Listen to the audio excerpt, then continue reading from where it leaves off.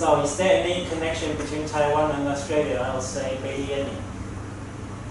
I know in 1999, Papua New Guinea established official relations with Taiwan for only 17 days because they cut off relations with China. The Australian government intervened, said you can't establish, you have to cut off relations with Taiwan because you have to maintain regional stability.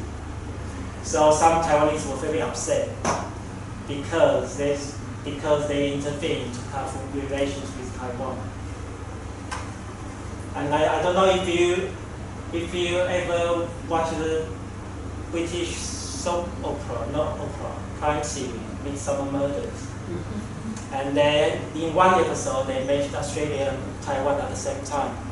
I can show you.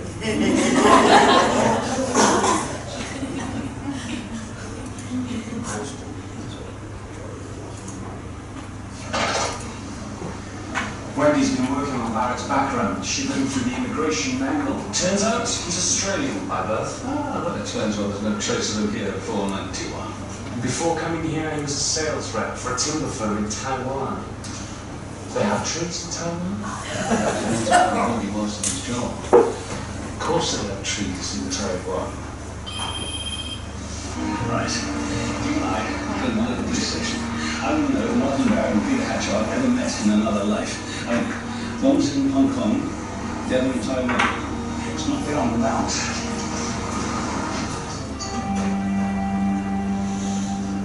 They had to go all the way to Australia to get what we needed. Long trip. Yes, indeed. But even the steam-powered computer at Fennecan Police Station got there in the end. Martin Barrett was firmly lodged in the Australian legal system because when he was in Taiwan, he went to the Australian embassy there for help.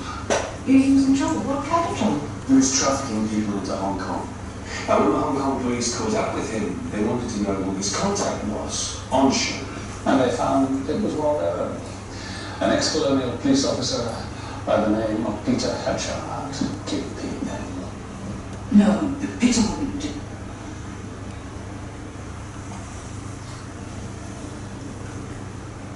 Sure you won't have that drink? Very sharp. You don't mind if I do? But there is something I don't know if it's a blind spot in the dialogue. If you watch it The police station got there in the end. after 1971, that would be logical because there will be no embassies in Taiwan because they moved the embassy to Beijing.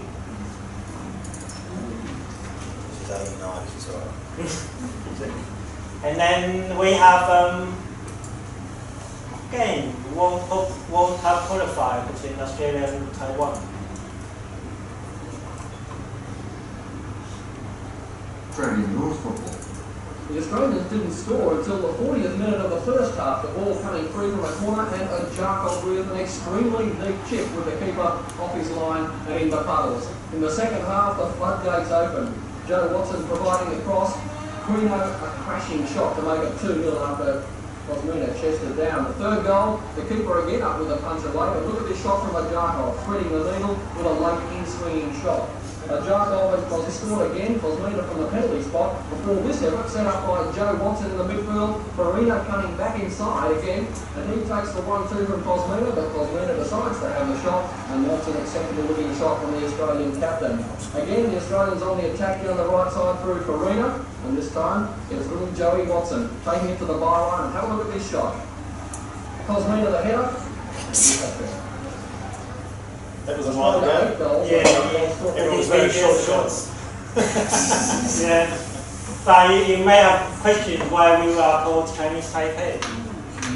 We are not allowed to call Republic of China after all we don't represent the whole China. And we can't call Taiwan because that would be advocate for Taiwan independence. So there's a compromise reached between the IOC, Taiwan and China, saying we can still attend, but only under the name of Chinese Taipei. So when you talk about Chinese Taipei, for example, my supervisor, he doesn't even know where it is. Where is Chinese Taipei? Actually, it's Taiwan. I thought Australian soccer was strong 30 years ago. It was not. It was the Taiwanese team was too weak because they're ranking about 190 But now it's much better. It's 121.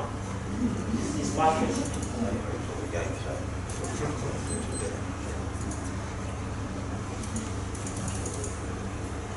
Oh yeah, this is. Actually, I don't even know the history of this statue. Maybe some people know about the statue. The POW camps in Taipei. There is a place called Jinguasu, and the majority of Australian prisoners of war were captivated in that area. So a statue was erected to commemorate the huge ordeal they suffered during that time. And I think 3 or 5 years ago, Australian representative in Taiwan came to the ceremony. And the names back there is the people died. I think according to the stats, the survival rate in the POW camps in Taiwan is less than 20%. So most people died because of heartache and because of human weather. And of course, I mentioned this in the drama on official relations of this time. So maybe someone voted for him. The OMP, the first Taiwanese immigrant to Australia and elected councillor, Stephen Wong. And he was born and raised in my area, the same as mine, in Taipei. And maybe you can see a lot of Taiwanese coming to Australia for working holidays through the working holiday visas. And 2 years ago, 2016, I think the Australian government granted 22,000 visas, working holiday visas to Taiwan. I don't know if there are any in Darwin. And some Aboriginal players play in Australian baseball league. I don't think because baseball is a national sport in Taiwan, so they always pay attention to it.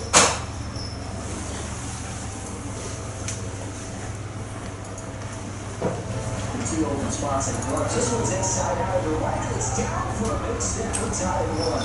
阿斯林就是打击联赛特技，不只为新东方侠盗队添足活力，为澳洲职棒收视率敲出新纪录。尤其是关注的 That's a line drive from left field. Trying to shovel in. He's 2 for 3 now. 澳洲职棒官网报道，一周赛事收看人次达到破纪录的30万人。Facebook 上原本都只有几百人观看，年轻人的追评跟安打却有47000人订阅，其中97%是台湾球迷。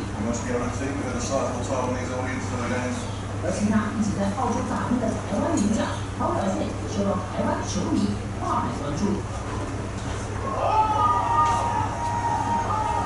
在我属于南岛的蒋志贤đánh出全垒打，让场边球迷超兴奋。还有鲨鱼队的张泰山安打拿下在澳职的第1分打点，中职老将转向澳洲职棒，开始职业生涯新高潮，也带动澳洲职棒收视热潮。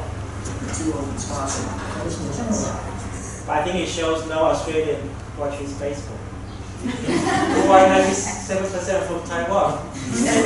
So it just shows Australians don't care about baseball. I think I have to speed it up because there's a dance in the 11 o'clock. So I'll skip something.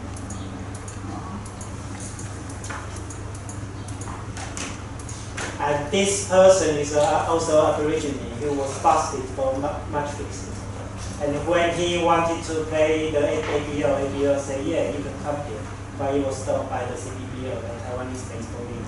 They say, if Australians do this, you can no longer cooperate with Taiwan. So the ABL removed him from the roster, from the squad.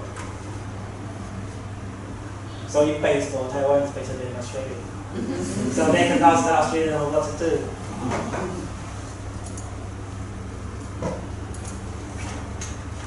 And this is the Australians in Taiwanese Baseball League.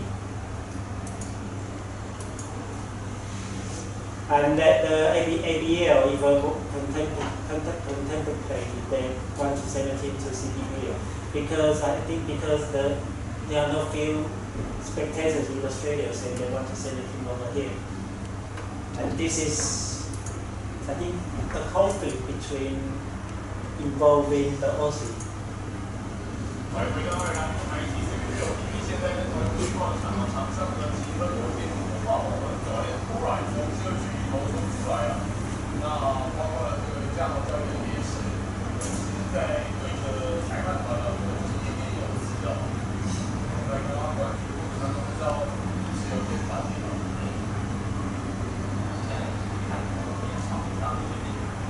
And this is an Australian picture.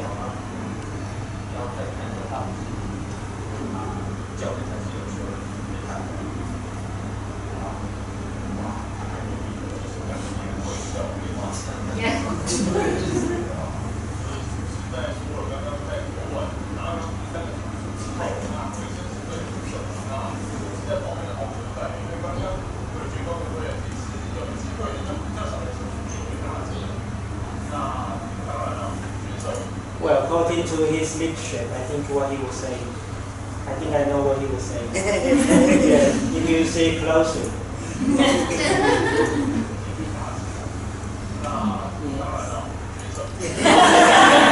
That's what he said. And then umpire coached him, and the head coach was very angry because he was a ball according to his view. And there was a conflict, sport conflict between the Australian and the Taiwanese team, I think 2 years ago.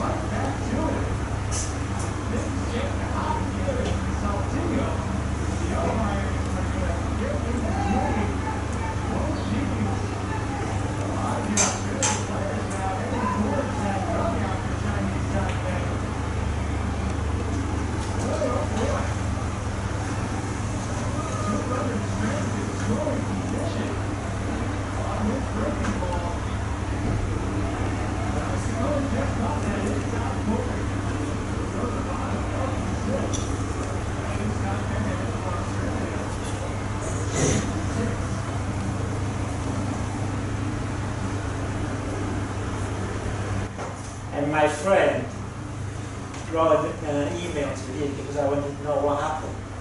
It was 2 reasons. First, the Australian players were stealing songs from the Taiwanese players. And that very upset. They were very upset. And second, they say the Aussies are saying some inappropriate remarks, such as swearing at Taiwanese players.